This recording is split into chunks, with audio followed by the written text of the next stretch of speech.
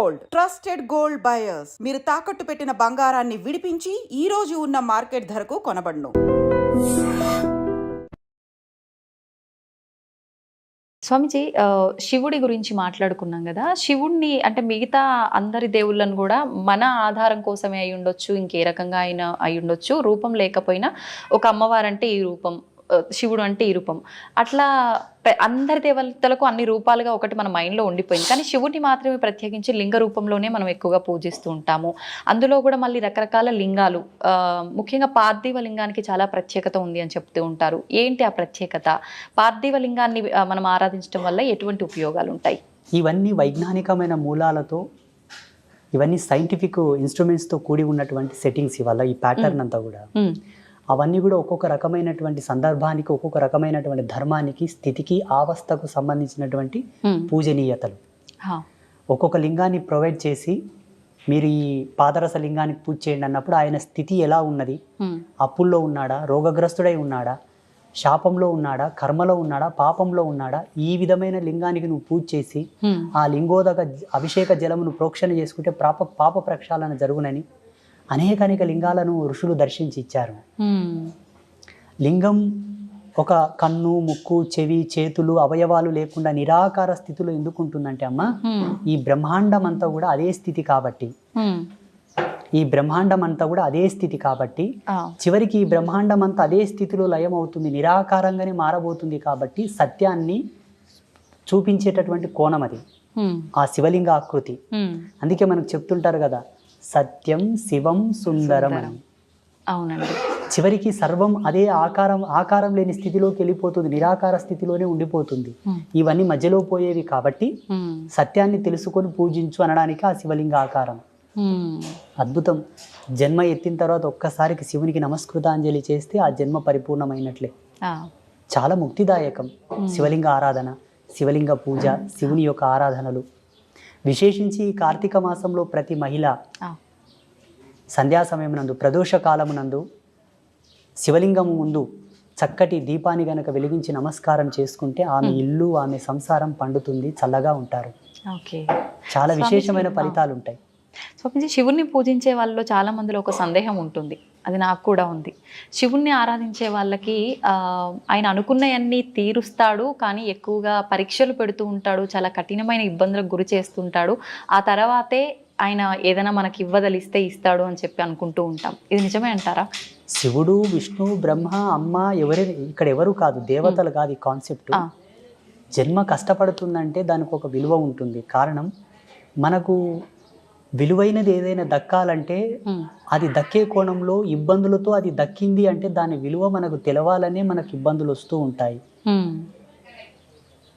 దాని విలువ, దాన్ని అనుభవించడానికి మనకు ఒక అనుభవం కావాలి, దాన్ని ఆస్వాదించడానికి ఒక అనుభవం, ఒక గుణపాఠం కావాలి. అప్పుడే దాన్ని పరిపూర్ణంగా అనుభవించగలము. కాబట్టి కొన్ని ఇబ్బందులతో, ఒడిదుడుగులతో, కష్టాలతో, నష్టాలతో అది మనకు దొరుకుతుంది. ఇది మన జన్మను పరిపూర్ణతను చేయడానికే దేవుడు పెడతాడు. దేవుడు మనల్ని కష్టపెట్టాడు. ఒక అందమైన శిల్పం కనుబొమ్మలతో, కనురెప్పలతో సరళీకృతంగా తయారు కావాలంటే సమయం ఎక్కువనే పడుతుంది. అవునండి. నెమ్మదిగా చెక్కాల్సి ఉంటుంది. ఏదో 2 దెబ్బలు కొట్టి పాడేసామంటే తొందరగానే తయారవుతుంది. జీవితం కూడా అదే పారదర్శక సూత్రం పైన ఆధారపడి ఉన్నది. ఇక్కడ దేవుడు మనల్ని కష్టపెట్టాడు. మన విద్వత్తును, మన విఘ్నతను, మన యొక్క గొప్పతనాన్ని సమాజం నిలబెట్టుటకే మనకు ఆ సమయభావం. కొన్ని ఇబ్బందులు అయినా దాని కష్టమని ఎందుకు అనుకుంటారు చెప్పండి? భగవంతుడు పెట్టేదాన్ని భక్తిగా తీసుకోవాలి, కష్టంగా తీసుకోవద్దు. ధర్మశాస్త్రాల్లో ఒక మాట ఉన్నది, తల్లిదండ్రులు పెట్టేవి, తోబుట్టు అయిన చెల్లెలు పెట్టేవి, భగవంతుడు పెట్టేవి, గురువు పెట్టేవి పరీక్షలే అయినప్పటికీ అవి పరమార్థంగా స్వీకరించాలట, వాళ్ళు ముక్తిని పొందుతారు.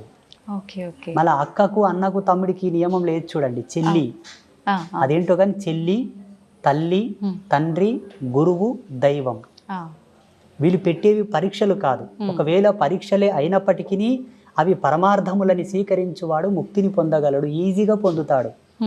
జపతపాదులు చేయకుండా, యజ్ఞయాగాదులు చేయకుండానే ముక్తిని పొందుతాడు. స్వీకరించగలగాలి, భావించగలగాలి, భారం అనుకోకూడదట. ఓకే. మనం ఎన్ని మాట్లాడుకున్నా అది కొంచెం కష్టమే మానవులకి. ఏదైనా చిన్న కష్టం వచ్చిందనగానే భగవంతుడిని కూడా తిట్టేయడము, అసలు ఆ విచక్షణ అనేది కోల్పోతాం కాసేపట్లో. నిజంగా మనకు అదంతా ఒక లేవల్గా వెళ్ళాలి, సమన్వయంగా ఉండాలి, బ్యాలెన్స్డ్గా ఉండాలి లైఫ్ అని అంటే ఎలాంటి నియమాలు పాటించవచ్చు మెయిన్ అంటారు? ఆహార దోషం. ఆహార దోషం అనేది ఇక్కడ సమాజంలో ఎక్కువ అనర్థాలకు కారణం అవుతుంది.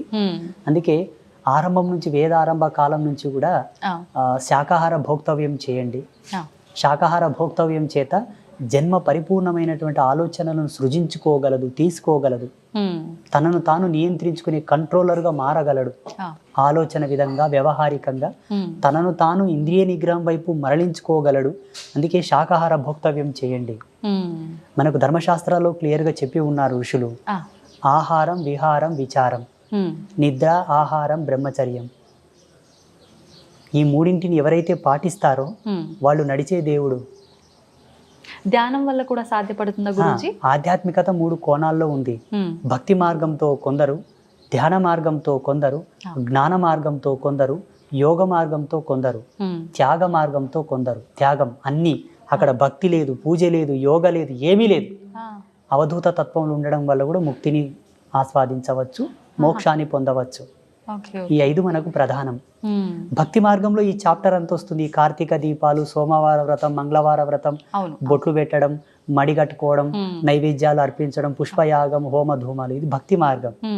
జ్ఞాన మార్గం అంటారా, భగవంతుడే సత్యమని ఎరంగి ఆయన యొక్క పారాయణలు చేయుట, ఆయన మంత్రోచ్చరణ చేయుట, ఆయన యొక్క కీర్తనలు పాడుట, ఆ కీర్తనల చేత భక్తిని ప్రచారం చేయుట, ఇది జ్ఞాన మార్గం.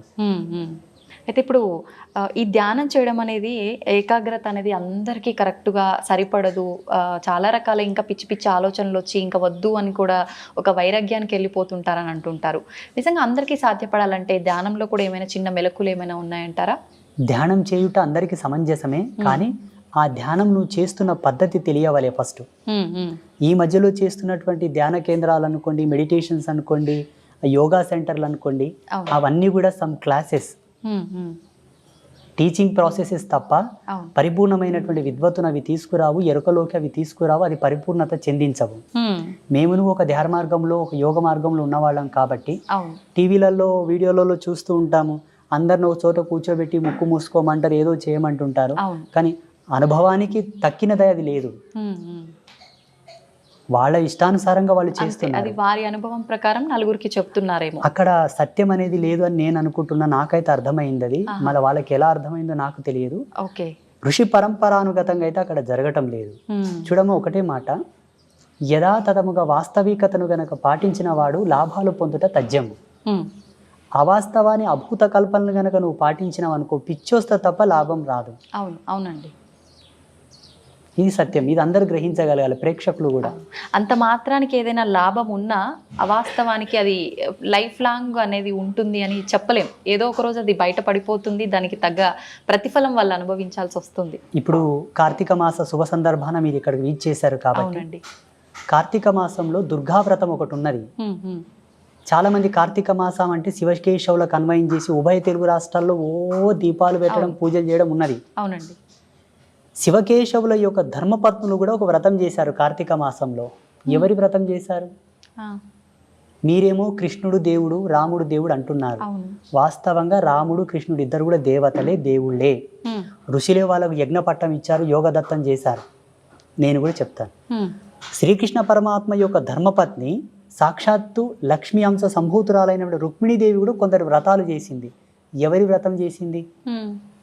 తన పతియే దైవము కదా, మళ్ళీ ఎందుకు వ్రతం చేయలే రుక్మిణీదేవి? చెప్పండి. పార్వతీదేవి కూడా వ్రతం చేసింది, కాత్యాయని దేవి వ్రతం చేసింది, శ్రీమన్ మహాలక్ష్మి వ్రతాలు చేసింది. ఎవరి వ్రతం చేశారు? వాళ్ళ పతులే దైవములు కదా. ఇంద్రుడి యొక్క భార్య కూడా వ్రతం చేసిన శచీదేవి. అష్టదిక్పాలకుల యొక్క ధర్మపత్నులు కూడా వ్రతాలు చేశారు. దేవ ప్రాజాపత్య ధర్మములందరూ, ఆ ధర్మపత్నులందరూ కూడా వ్రతాలు చేశారు. ఋషిపత్నులు కూడా వ్రతాలు చేశారు. వ్రతం ఎవరికి చేయబడుతుంది? నోములు ఎవరికి చేస్తారు? భగవంతుడికే చేస్తారు, పురుష దేవతలకు లేవు. అంటే అందరినీ సృష్టించింది ఆదిపరాశక్తి లలిత అమ్మవారు కాబట్టి ఆమెకు సంబంధించిన వ్రతం ఏదైనా ఉందా? ఎగ్జాక్ట్లీ. అస్తు అస్తుమే సదాశివో అస్తు, ఇది సత్యం. ఓకే. కానీ ఎక్కడ చేస్తున్నారు ఇప్పుడు? చేయట్లే. సత్యాన్ని కనుమరుగు చేశారు కావాలని. అందుకే జనాలకు ఆధ్యాత్మికత రుచించటం లేదు. మీరు అన్నట్టుగా కన్ఫ్యూజన్లోకి వచ్చేసి అవును, అవును. వైరాగ్యం వచ్చి ఈ దేవుళ్ళొద్దు, ఈ ఫోటోలొద్దు, తీసేయని రాని పక్క కానీ గమ్మున కూర్చుంటున్నారు. నిజమండి. అవును. పోనీ తీసేసినంత మాత్రాన వాళ్ళు ఏమైనా ముక్తిని పొందేదరా? లేదు. అంతర్పిశాసులై తిరుగుతారు సచ్చినాక, గాలిలో దయ్యాలలాగా తిరుగుతారు. ఎన్ని పిండ ప్రదానాలు చేసినా, ఎన్ని శ్రద్ధా తర్పణాలు చేసినా, ఎన్ని దాన సంస్కారాలు చేసినా వాళ్ళ ఆత్మలకు మోక్షం రాదు, రిజర్వేషన్ రాదు, తిరుగుతూనే ఉంటారు. అది మరీ దుర్భర్మం, మరి ఘోరం. అది ఇదన్నా బాగుంది కానీ అది భయానకం. అది భయానకం. అయితే స్వామీజీ, చాలా మంది ఇప్పుడు ఈ సాధన, ధ్యానము ఇలాంటివి చేయడం వల్ల హిమాలయ ప్రాంతాల్లో కొన్ని వందల సంవత్సరాలు కూడా జీవంతో ఉన్న ఋషులు, సాధువులు ఇలాంటి వాళ్ళు ఉన్నారని చెప్తుంటారు కదా, నిజంగా అంత సాధ్యపడుతుందంటారా వీటి వల్ల? 100%. రేపు జనవరి నెల చివరిలో కుంభమేళ స్టార్ట్ అవుతుంది. మీరు దయచేసి మీ ఐ డ్రీమ్ మీడియా వాళ్ళు వెళ్ళండి, లేదంటే నాకు అక్కడ కలవండి, నేను కలుస్తాను. మీకు ఎంతమందిని కావాలో అంతమందిని పరిచయం చేస్తా, వాళ్ళతో రిక్వెస్ట్ చేస్తాను, మీతో మాట్లాడిస్తాను, ఎన్నేళ్ళు బతికినావు చెప్పప్ప అని చెప్తా. ఇప్పుడు మాలాంటి వాళ్ళు చెప్తే కొంతమంది కామెంట్లు పెడుతున్నారు, ఇంకో పిచ్చోడు ఉన్నాడు, వీడు ఎట్లా బతుకుతారు నాయన, ఇది సైన్స్కే విరోధం కదా అంటున్నారు. నీ సైన్స్ కంతు చిక్కని మిస్టీరియస్ చాలా ఉన్నాయి. గీజా పిరమిడ్ మీద ఇంతవరకు ఏ సైంటిస్టు రీసెర్చ్ చేయలేదు. ఔరంగాబాద్లో ఉన్న కైలాస టెంపుల్ మీద ఏ సైంటిస్టు రీసెర్చ్ చేసి రికార్డు ఇవ్వలేదు. వీటి గురించి మీకెందుకయ్యా? మీకేమైనా ఆధ్యాత్మికంగా పట్టున్నదా? సాధన మర్మములు తెలుసా మీకు? యోగ మూలాలు తెలుసా మీకు? ఒక తాబేలు కానీ చేప కానీ నీళ్ళల్లో గంటల కొద్దీ ఉండగలదు. నువ్వు ఉండగలవా? లేదు. దాని శారీరక నిర్మాణ స్థితి, దాని శైలి, దాని జీవన విధానం అది అవలంబించుకుంటున్నది. యోగ మార్గంలో కొన్ని మెలకువలు ఉన్నవయ్యా, వాటితో వాళ్ళు శరీరాన్ని అట్లా మలుచుకొని బ్రతుకుతున్నారు, లక్షల సంవత్సరాలు బ్రతుకుతున్నారు. అవి సామాన్యులకు కూడా సాధ్యపడతాయంటారా? అలా జీవించగలగాలి. శరీరాన్ని ఎన్నో వ్యయప్రయాసాలకు, ఒడిదుడుగులకు ఓడ్చుకొని శరీరాన్ని క్రమబద్ధీకరించి బెండ్ చేయాలి, మడచాలి దాన్ని. చాలా రిస్క్తో కూడుకున్నది. చాలా. మీకు లైవ్లో ఇప్పుడు మీరు చాలా రేర్గా నాకు పరిచయం అయ్యారంటే ఈ మధ్యలో పరిచయం అయ్యారు. ఇక్కడ సమీపంలో యానగుంది క్షేత్రం ఉంటుంది, మాణికేశ్వరి మాత. అమ్మ 82 సంవత్సరాలు నిరాహార యోగినిగా ఉండే మొన్నటి వరకు. 2 సంవత్సరాలు అయింది అమ్మ శివైక్యం చెంది, అంటే జీవ సమాధి అయింది. మొన్నటి వరకు అమ్మవారు చెప్పింది, నేను ఈ కలియుగంను వీడిపోతున్నాను, కలియుగంకు ఒక మహమ్మారి వస్తుంది చూడని.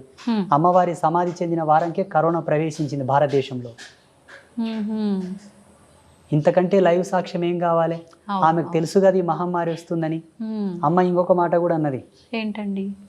ఊరుకో పతివ్రత ఉంటే ఊరు పొలిమేరకు ఏ విఘాతం జరగదట.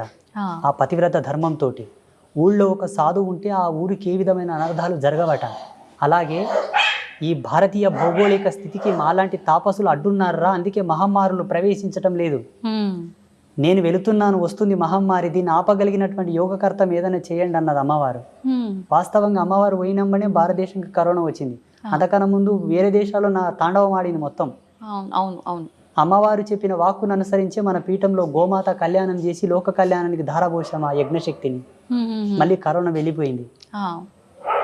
ఈమె పిచ్చిగా అనిపించవచ్చు కానీ ఈ స్పిరిచువాలిటీ డిపార్ట్మెంట్ అంతా కూడా నేచర్ కంట్రోలర్ సిస్టమ్స్. ఇవన్నీ ప్రకృతిని మేము కంట్రోల్ చేస్తాం, మీకు చేత కాదు. మిమ్మల్ని ప్రకృతి కంట్రోల్ చేస్తుంది, ఇంతే తేడా. స్వామీజీ, ఇలా అంటే ముందే ఏదైనా జరగబోతుంది అంటే, ఇప్పుడు ఆ మాతాజీ గారు చెప్పినట్టు కొన్ని చెప్తూ ఉంటారు, నిజంగా జరిగినవి కూడా చూస్తుంటాము.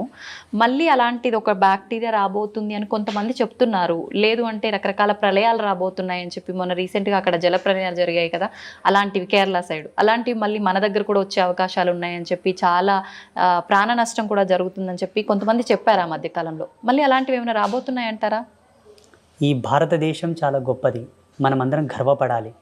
ప్రపంచమంతా అతలాకుతలమైపోయిన భారతదేశానికి ఏమీ జరగదు. కాలధర్మ సిద్ధాంతంలో మనము కొంత ఏగవలసి ఉంటే ఏమో అట్లా వచ్చిపోతాయి తప్పిస్తే మనకు ఏ భయము లేదు. ఎందుకంటే మన దేవాలయ వ్యవస్థ అంత గట్టిది. చూడండి, భవిష్యత్తులో ఒక 10-15 సంవత్సరాల్లో జరగబోతుంది ఇది. ఏంటంటే ప్రపంచమంతా స్వేచ్ఛావాయువులు పీల్చుకోవడానికి భారతదేశానికి వలస రాక తప్పదు. బుక్కెడు గాలి పీల్చుకొని వస్తాం, ఇండియాకు పోయాను వస్తారు చూడండి. ఆల్రెడీ స్టార్ట్ అయిపోయింది. ఈ భారతదేశం చాలా గొప్పది, అందులో మన హిందూయిజం చాలా గొప్పది. అవును. ఈ ధర్మాన్ని ఎందుకు కాపాడమంటున్నామంటే భావి తరాలకు మీరు కోట్లు గడించి ఇవ్వక్కర్లా, ధర్మాన్ని ఇవ్వండి చాలు. అంతే. ఎలా ఇవ్వాలి ధర్మాన్ని? ఆ. నీ పిల్లలకు చెప్పాలి, ఒరే నువ్వు పుట్టుకతోనే ధర్మం నీ పక్కన పుట్టిందిరా, కారణం నువ్వు పుట్టుకతోనే పురుడు చేసినాం, పురుడు ఎక్కడి నుంచి వచ్చింది? సనాతన ధర్మం నుంచి వచ్చింది. నీకు నామకరణం చేసినాం, నీ పుట్టుకతోనే ధర్మం నీ తోబుట్టు అయిందిరా. ధర్మం నీ చెల్లెలు లాంటిది, అక్క లాంటిది, అన్న లాంటిది, తమ్ముడు లాంటిది. వాళ్ళకి ఏమైనా జరుగుతూ ఉంటే చూస్తూ ఊరుకుంటావా మూర్ఖుడా? ధర్మ విఘాతం ఎక్కడ జరిగినా నువ్వు పోరాడాలని చెప్పి పిల్లలకు మనం మోటివేట్ చేయాలి. మళ్ళీ అంతే కదమ్మా, పుట్టినప్పటి నుంచి మనకు ధర్మంతోనే కదా అన్ని నేర్పి, అక్షరాభ్యాసము, ఉపనయనము, యజ్ఞోపవీతము, ఇవన్నీ మనకు ధర్మంలోని భాగాలే కదమ్మా. సంస్కృతి ఇచ్చింది మనకు, టెక్నాలజీ ఇవ్వలే. టెక్నాలజీ లేదండి. మనం నిత్యం అనుభవించే వాటిలో ఇప్పుడు మీరు చెప్పినట్టుగా పుట్టుక నుంచి చావు వరకు ప్రతిదీ ధర్మంతో, సైన్స్తో కూడి ఉంది. ప్లస్ మధ్య మధ్యలో మనకు పండగలు ఇలాంటి వాటి ద్వారా కూడా ఇంకా మన ధర్మం యొక్క గొప్పతనాన్ని కూడా తెలియజేస్తూనే ఉంటారు ఎప్పటికప్పుడు. క్రమశిక్షణ, అవును, నిబద్ధత, మహిళ యొక్క గౌరవ సూచకం, కుటుంబంలో ఒక మంచి సంఘీభావం, సమతుల్యత, ఐక్యమత్యం, మంచి సోదరభావం నెలకొనడానికి కూడా మన సంస్కృతులు, మన పండుగలు పెట్టారు మన వాళ్ళు. ఎప్పటికప్పుడు బూజు దులుపుకొని ఇల్లంతా తోరణాలు కట్టుకొని ప్రాణవాయువుని ప్రజ్వరిలింపజేసుకోవాలని చెప్పి పిండి వంటలు, ఆరోగ్యంలో కూడా పలు మార్పులు రావచ్చు అని చెప్పేసి ఆహార పదార్థాలు భోక్తవ్యం చేయడం ద్వారా జెనెటిక్ రిఫార్మింగ్ కూడా నెగిటివ్ కాకుండా పాజిటివ్ ఉండడానికి ప్రతిదీ ప్రతిదీ ప్రతిదీ పరమార్థం, ప్రతిదీ అద్భుతం, ప్రతిదీ ఒక అమోఘం మన దాంట్లో. ఏది కూడా వేస్టేజ్ లేదు మన సనాతన ధర్మంలో. మేధావులు ఏమో ఇదంతా మూఢనమ్మకం అంటారు, పిచ్చి. అవును, మూఢనమ్మకం, అసలు దేవుడు వాళ్ళ పిచ్చి. వాళ్ళు ఇంకా ఎల్కేజీ స్టడీలో ఉన్నారు వాళ్ళు. నా దృష్టిలో వాళ్ళు చిన్నపిల్లలు, నా దృష్టిలో, నా భావనలో. మూఢనమ్మకం అనడానికి సనాతన ధర్మంలో ఏమీ లేదమ్మా. నిమ్మకాయ తీసేసినా కూడా నమ్మకమే, ఒక విశ్వాసం. దాంట్లో విఘ్నత ఉన్నది, విజ్ఞానం ఉన్నది. నిమ్మకాయలు తీసేయడం, గుమ్మడికాయలు దిష్టి తీయడంలో కూడా విజ్ఞాన ఫార్ములాస్ నేను చూపిస్తా. రమ్మని నాతోనికి జన విజ్ఞాన వేదిక పెద్ద మనిషి వస్తాడు, మీరు రీసెర్చ్ చేయలేదు దాని మీద. ఇప్పుడు భగవంతుడు ఉన్నాడు అని అంటే ఖచ్చితంగా దుష్టశక్తులు కూడా ఉన్నాయని చెప్పి అంటుంటారు. ఉన్నట్టేనండి? లైవ్ లో ఉన్నాయి, ఇప్పుడు మన పక్కలో కూడా ఉన్నాయి కొన్ని. అవునా? మీకు కనిపిస్తాయా? మన కెమెరా పిక్సెల్ తక్కువ ఉంది, లేకపోతే రికార్డ్ అవుతుండే. ఓకే. ఒక టోనోమీటర్ తీసుకురావాల్సింది మీరు, దాని సౌండ్స్ మీరు వినేవాళ్ళు ఇప్పుడు. ఓకే. భయం వేస్తుందండి. ఏం భయపడాల్సిన అవసరం లేదు. సాధువుని చూస్తే యమభటులే బెదురుకుంటారు. అవేం చేస్తాయి మనల్ని? మీరు అడిగారు కాబట్టి ఉన్నాయి, ఎప్పటికెప్పుడు ఉంటూ ఉంటాయి. భయపడాల్సిన అవసరం లేదు. ఒక సువాసిని సాంప్రదాయకమైనటువంటి కుంకుమను ధరిస్తే భూత ప్రేతములు ఆమెకు దండం పెట్టి పోతాయట. సాంప్రదాయకమైన కుంకుమ అంటే ఇప్పుడు బల్కంపేట ఎల్లమ్మ ఉన్నది, అమ్మ పాదాల కాడే కుంకుమ నెలకో 2 నెలలకు వెళ్ళి ఇంట్లో స్టోర్ చేసుకోవాలి. మీరు డ్యూటీకి వెళ్ళేటప్పుడు ఇంత నష్టం తగిలించుకొని పోతే దిష్టి బారదు. ఇప్పుడు వాళ్ళే అనుకోండి మీ మీద కొంత, మీరు మంచిగా అందంగా తయారై వస్తే కొంత ఏదో జలసీగా ఫీల్ అయిపోతుంటారు అనుకోండి, ఆ దిష్టి మీకు వారదు. ఆ కుంకుమలో ఉన్న ఎనర్జీ దాన్ని అక్కడనే పంపిస్తుంది. నా భక్తురాలు అక్కడనే పో అంటది సీదా. మన బదులు అమ్మవారే ఫైట్ చేస్తారు. సాంప్రదాయకమైన తిలకధారణ అంటే ఇదే. కెమికల్ తో కూడిన కుంకుమలు పెట్టుకుంటే రాదు. మళ్ళా భగవత్ ప్రసాదితమైనటువంటి, భగవత్ ప్రాధాంకితమైనటువంటిది ఏది ధరించినను మనకు ఈ దయ్యాలతోటి, దుష్టశక్తులతో ఎటువంటి భయం లేదు. మరొక మంచి ఎపిసోడ్లో ఇంకా కొన్ని విషయాలు మీతో మాట్లాడాలని ఆశిస్తున్నాను. ధన్యవాదాలండి. ఐ డ్రీమ్ మీడియా ప్రేక్షకులకందరికీ ఒక సన్యాసిగా, ఒక బ్రహ్మచారిగా మా యొక్క ఆశీస్సులు.